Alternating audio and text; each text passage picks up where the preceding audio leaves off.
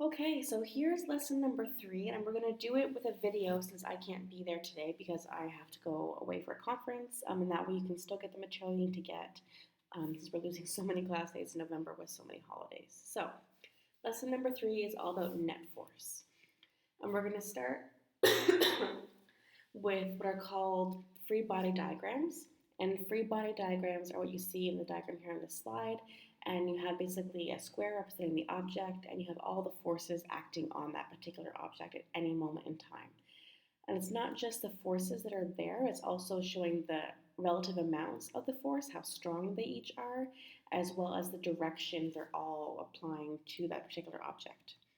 So the size of the arrows shows the relative strength of the force, and the direction shows which direction that force is being applied.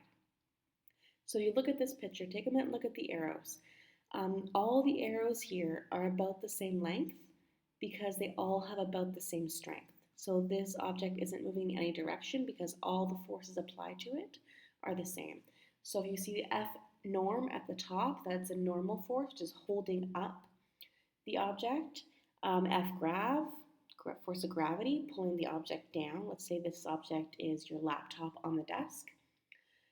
F frict is a force of friction, which is against the laptop for moving it away, and F application would be a force pushing on the object towards the right. Let's say you're pushing your hand against your laptop towards the right, but not enough to actually move it, because the force of friction is exactly equal to the force you're applying to that particular object.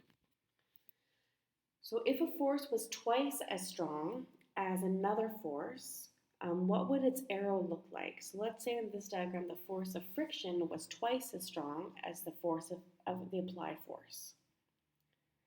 So what that would look like is that the arrow that is twice as strong will be twice as long. So when you have an inequality in the arrow lengths, that tells you which direction the object is moving in and accelerating in particular. So let's try this. Grab a whiteboard, grab your notebook, somewhere to practice drawing some free body diagrams. So this first one, we have a book is at rest on a tabletop.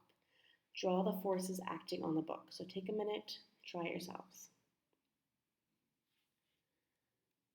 So you'll notice here we have our box representing the book as our object, and we have two forces acting on it, the normal force holding it up on the table, and the force of gravity pulling it down. Now both of these arrows are equal, which means this book is not moving, right? It's just sitting there on the tabletop. Okay, next one, we have an egg is free falling from a nest in a tree, and I ask you to neglect air resistance. So don't talk about air resistance in the way it's falling, just focus on the fact that it is falling. Go ahead and give it a shot. Okay, so what you should have drawn here is the box representing the egg and the downward force arrow representing the force of gravity. It's the only force on this, so we know that it is falling, it is moving downwards because that's the biggest force on this object.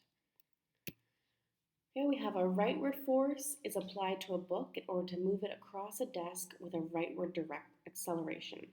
Consider frictional forces but neglect air resistance. Well, we will not be doing much air resistance in this class, at least in detail, because it's just beyond the scope of grade 9 science, but I want you to know that it exists and it's a force to consider in future. So, take a minute and draw what's a rightward force applied to the book, moving it across a desk with a rightward acceleration. So you should have something like this. You have the box and you have the normal force holding it up, representing the book, and you have the force of gravity pulling the book down. Notice how those two arrows are equal, and that's because the book is not moving upwards or downwards, right? It's staying on the table. The other arrows are more complicated. So you have the force, the applied force is towards the right, because it says in the statement, a rightward force is applied to a book. So towards the right is the applied force, and then we know this is considered frictional forces. There's friction on the left, but the reason why we know those two arrows should not be equal and the applied force should be longer is because it says as a rightward acceleration. Anytime the forces are unequal, then we're going to have an acceleration in the direction of the strongest force. Okay, this is the last one to try kind of together. So we have a college student rests a backpack upon his shoulder. The pack is suspended motionless by one strap from one shoulder. So give it a shot. So nothing is holding this up as far as a normal force, not on any kind of surface. What is holding it up is the straps of the bag. So the tensile force of tension, is what's holding up the tension in the straps of the backpack, and the force of gravity is pulling it down. Now these two arrows are equal because the pack is motionless. It's not moving in any direction. Okay, so those are the practice ones. Before I get you guys to do your own by yourselves, I'm going to talk about the different kinds of forces so you're better able to do your own free body diagrams. So free body diagrams include all the different forces acting on an object, almost always, and so because of that, you need to know the different kinds of forces we talk about in physics. So I'm going to go through all the forces that are the main forces we're going to talk about. Some of these we're going to study in quite a bit of detail. Some of these we're going to mention only briefly, but I want you to be aware that they exist. Okay, so I'm going to explain them out loud, and I want you to take as detailed notes as you can and practice your note-taking skills. But don't worry, if you make a mistake, the next slide has kind of summary statements of each force, so you can double-check your notes. But it's a good opportunity to try some note-taking skills. So first one, the gravitational force. Capital F for force and grav for gravity.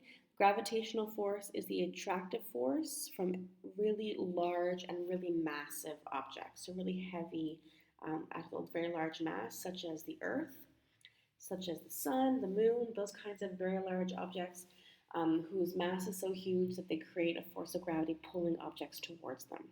So in almost all the shit we're going to talk about, the force of gravity will be what's pulling things down because they'll be on Earth, and it's Earth's gravity doing that. The second one is the friction force we already kind of talked about.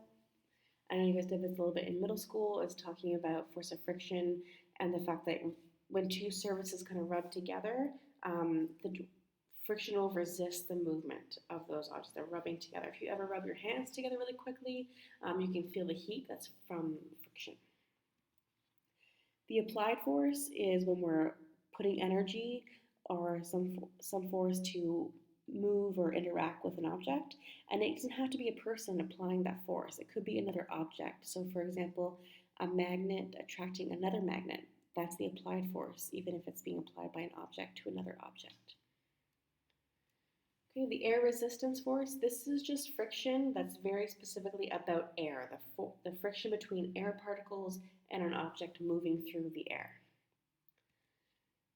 The tension force is the force of strings, wires, cables that are pulled tight, like the backpack straps in the previous question, and it's just the force of tension in that object holding some sort of weight up. And the last one we're going to talk about in this unit is called the spring force, and that's the force in a spring that's either compressed or pulled and stretched out. Okay, so here are the different definitions. Please check your notes, pause the video, and make sure you have everything written down properly in your notes, okay, including the abbreviations.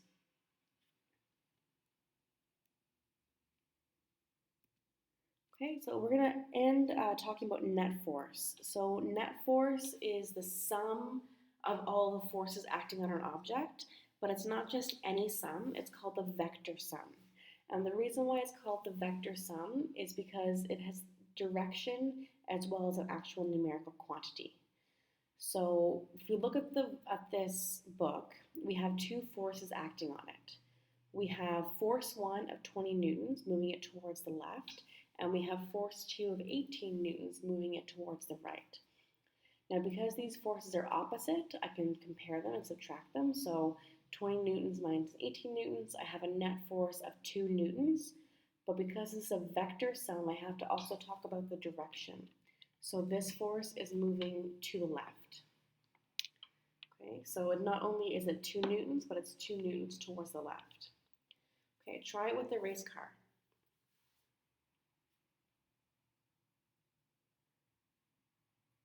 So my race car has a net force of 3 newtons, 10 minus 7, and it's 3 newtons moving towards the right.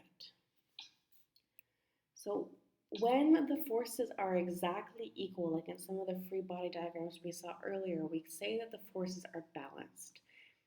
Everything is in equilibrium, everything's balanced, and therefore there is no acceleration. When the forces are not equal to zero, like in both of these examples, then the forces are unbalanced. And when you have unbalanced forces, you have an acceleration in the direction of the net force. So the book is accelerating to the left and the car is accelerating to the right.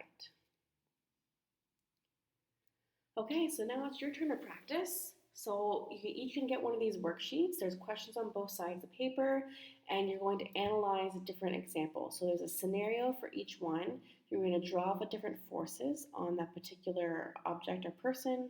You're going to talk about if the net force, what it is, if it's balanced or unbalanced, is there an acceleration happening, and in what direction is this happening?